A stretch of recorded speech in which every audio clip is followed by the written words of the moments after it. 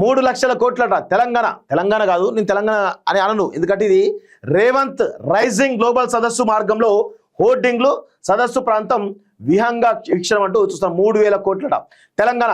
Revanth Reddy rising global summit లో పెట్టుబడులకు 50 కంపెనీలు సిద్ధమట. నేను ఒకటే అడుగుతాను, 50 కంపెనీలు మీరు సిద్ధమని చెప్తా ఉన్నారు కదా, ఆ 50 కంపెనీలలో ఇప్పటివరకు 50 కంపెనీలు మీరు ఇప్పుడు ఒప్పందం చేసుకుంటారు కదా. గతంలో మీరు 2-3 సార్లు అమెరికాకు వెళ్ళి వివిధ దేశాలకు వెళ్ళి అనేక రకాలైన ఒప్పందాలు చేసుకున్నారు కదా. ఆ ఒప్పందాలకు సంబంధించిన కంపెనీ విషయంలో కావచ్చు, లేకపోతే గతంలో కేటీఆర్ తీసుకొచ్చే కంపెనీ విషయంలో కావచ్చు, ఈ తెలంగాణ రాష్ట్ర బిడ్డలకు ఎంతమందికి ఉద్యోగాలు ఇచ్చారు ఆ కంపెనీలలో. మీరు ఒప్పందాలు చేసుకున్నప్పుడు ఇక్కడ కంపెనీ పెట్టడానికి ల్యాండ్ ఇస్తారు సబ్సిడీ కింద అన్ని రకాల వసతులు ఇస్తారు కదా.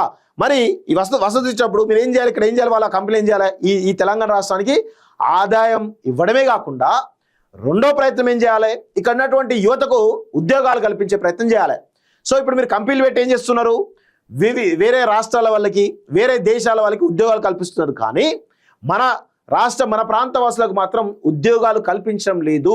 ఇది చాలా సీరియస్ అంశం. ఇది మీరు తెలంగాణ ప్రజల సొమ్ముతో కదా తెలంగాణ ప్రాంతానికి సంబంధించినటువంటి వనరులను ఇక్కడ ఉన్నటువంటి అన్నిటిని కూడా దారదత్తం చేస్తూ ఉన్నారు కదా. మరి దారదత్తం చేసినప్పుడు ఇక్కడ ఉన్నటువంటి పిల్లలకు ఉద్యోగాలు రావాలి కదా, ఎందుకు రాలేకపోతున్నాయి? ఒక శ్వేతపత్రం విడుదల చేయండి. గత 10 ఏళ్లలో ఇన్ని కంపెనీలు వచ్చినాయి, ఇన్ని కంపెనీలో తెలంగాణ బిడ్డలు ఇంతమంది ఉన్నారు, ఒక్కొక్క కంపెనీలో ఎవరెవరు ఉన్నారు, వాళ్ళ ఊర్ల పేర్లు ఏంది, వాళ్ళు ఏ జిల్లాకు సంబంధించిన వాళ్ళు, దయచేసి శ్వేతపత్రం బయటపెట్టే అవకాశం ఉందా? ఏమీ లేదు. కేవలం ఆ శానిటైజింగ్ వర్క్స్ కానీ, లేకపోతే ఆ బాత్రూమ్లు కడిగేది కానీ, ఊడ్చేవి కానీ, ఈ జాబులే ఉంటాయి ఈ ప్రాంత వాసులకి. ఎంత దారుణంగా అర్థం చేసుకోవాలి. అంటే పాలకుల వైఫల్యం ఇది. గతంలో కేటీఆర్ చేసి ఇప్పుడు రేవంత్ రెడ్డి ఇస్తా ఉన్నాడు, అంతే తప్ప వేరేం కనబడతలేదు. రాష్ట్రంలో పెట్టుబడులు పెట్టకపోతే నష్టపోతామన్న భావన ఎవరు భావన? మీ భావన అది. పెట్టుబడిదారులు కల్పించేలా సమ్మిట్ నిర్వహణ. ఇప్పటికే 14 కంపెనీలు 1,00,000 కోట్ల పెట్టుబడులపై అవగాహన. తాజాగా మరో 36 సంస్థలతో చర్చలు కొరికి మొత్తంగా 3 లక్షల కోట్ల వరకు పెట్టుబడులు చేరే ఛాన్స్. భూ కేటాయింపులపై మాత్రం డిపిఆర్ ఇచ్చాకే ఒప్పందాల పూర్తి అనంతరం 4th సిటీ పరుగులు. వెల్లువెత్తనున్న ఉద్యోగ ఉపాధి అవకాశాలు. సమ్మిట్ ప్రాంగణంలో తెలంగాణ తల్లి విగ్రహం ఏర్పాటు చేయాలని సీఎం రేవంత్ రెడ్డి ఆదేశం. సదస్సు ఏర్పాట్లు పరిశీలించినట్టు ముఖ్యమంత్రి. కార్బన్ క్రెడిట్ వ్యాపారానికి ప్రభుత్వం విజన్ డాక్యుమెంట్ అంటూ చూస్తాను. ఇక్కడ ఏమంటున్నాడు, సమ్మిట్ ప్రాంగణంలో తెలంగాణ తల్లి విగ్రహం మంచిదే, తెలంగాణ తల్లి విగ్రహం పెడుతున్నారు మంచిదే. మీరు ఇట్లా అంటే ఏం చేస్తారంటే రేవంత్ రెడ్డి ఏదో షో ఆఫ్ చేసేసి తెర వెనుక ఏం చేస్తూ ఉంటాడు, బాలు విగ్రహాన్ని పెట్టే ప్రయత్నం చేస్తూ ఉంటాడు, ఎన్టీఆర్ విగ్రహాన్ని పెట్టే ప్రయత్నం చేస్తూ ఉంటాడు, రకరకాల సమైక్యవాదుల విగ్రహాలు పెట్టే ప్రయత్నం చేస్తూ ఉంటారు. ఇవన్నీ చేయడం ద్వారా ఈరోజు వాళ్ళ యొక్క ఆంధ్ర ఆధిపత్య ధోరణి ఏదైతుందో దాన్ని చాలా స్పష్టంగా కనబడతా ఉంది. ఈ రేవంత్ రెడ్డి కాంగ్రెస్ పార్టీ ముఖ్యమంత్రా, లేకపోతే ఆంధ్రాకి సంబంధించిన ముఖ్యమంత్రా, లేకపోతే తెలంగాణ ముఖ్యమంత్రా, ఎవరైనా నాకు అర్థం కాదు. అన్ని తెలంగాణకు పూర్తి భిన్నంగా ఆయన యొక్క విమర్శలు కనబడుతుండగా చాలా స్పష్టంగా అర్థమవుతుంది. 500 ఎకరాల్లో సమ్మిట్ అట. 2,000 మంది కూర్చునే ప్రారంభ వేదిక. ప్యానల్ చర్చల కోసం 6 సెషన్ హాళ్లు. సీఎం ప్రముఖుల కోసం ఎంఐపి హాల్. వివిధ పథకాల ప్రదర్శనకు వీడియో టన్నెల్. 10,000 మంది పోలీసుల భద్రత. అడుగడుగున సీసీ కెమెరాలతో నిఘా.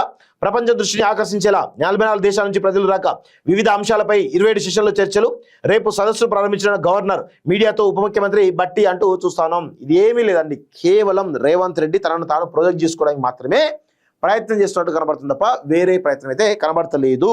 ఇది ఇక్కడ విషయం ఏంటంటే, సంక్షేమ పథకాలకు డబ్బులు ఇవ్వడానికి, కాంట్రాక్టర్ల బిల్లులు చెల్లించడానికి, రకరకాల అభివృద్ధి కార్యక్రమాలకు సంబంధించినటువంటి విషయంలో మాత్రం ఫండ్స్ లేవు. కేసీఆర్ అప్లపాలు చేసిండు, ఖజానా ఖాళీ చేసిండు అనే మాటలు మాట్లాడుతూ ఉంటారు. ఇప్పుడు Telangana Revanth Reddy global rising summit ఉంది కదా, మరి దీనికేమో 100 కోట్ల రూపాయలు ఎక్కడి నుంచి వస్తున్నాయి? 100 కోట్ల రూపాయల డబ్బులు ఎక్కడి నుంచి వస్తున్నాయి? పేద ప్రజలకు ఇవ్వాలి కదా, మీరు ఎందుకు ఇవ్వలేకపోతున్నారు? మీరు ఆ యువకులకి ఏదో పెట్టిండు, అది యువశక్తి అనే పథకం పెట్టిండు. గతంలో పెట్టి అందరి దగ్గర అప్లికేషన్ తీసుకున్నాడు. 50,000 నుంచి 4 లక్షల వరకు మేము లోన్స్ ఇస్తామని చెప్పేసి అన్నారు. ఇంతవరకు ఒక్కరికి కూడా 50,000 ఇవ్వనట్టు పరిస్థితి ఉన్నది. వాటికేమో డబ్బులు ఉండవు, పెన్షన్లకు డబ్బులు ఉండవు, ఉద్యోగులకు సంబంధించినటువంటి ఆ పెన్షన్లు వాళ్ళ యొక్క సేవింగ్స్ చేయడానికి డబ్బులు ఉండవు. కానీ ఈ Revanth Reddy rising global summit మాత్రం 100 కోట్ల రూపాయల డబ్బులు మాత్రం ఉంటాయి. కనీసం సాయి ఈశ్వరాచారి కుటుంబాన్ని ఒక కాంగ్రెస్ పరామర్శించినా, ఒక్కడన్నా పోయి కనీసం వాళ్ళకు 10 లక్షల రూపాయలు ప్రభుత్వం నజరాన ప్రకటించిందా? ఎంత దుర్మార్గం చూడండి.